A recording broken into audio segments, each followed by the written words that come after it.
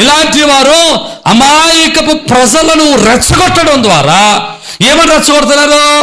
మన గుడి మహిమ పోతుంది, దేవతల మహిమ పోతుంది, లేదా ఇంకోటి పోతుంది అని వేరే మాటలు వాళ్ళకి ఎక్కించటం వల్ల, వేరే మాటలు ఓదించడం వల్ల వారు అసలు విషయాన్ని ప్రక్కన పెట్టి లేనిపోని విషయాలను తెచ్చిపెట్టుకుని అనవసరంగా సహోదరులుగా బ్రతికేటువంటి వారి మధ్యలో, ప్రేమ కలిగి బ్రతికి వారి మధ్యలో గొడవలు తెచ్చుకుని సమస్యలు తెచ్చిపెట్టుకుంటున్నారు.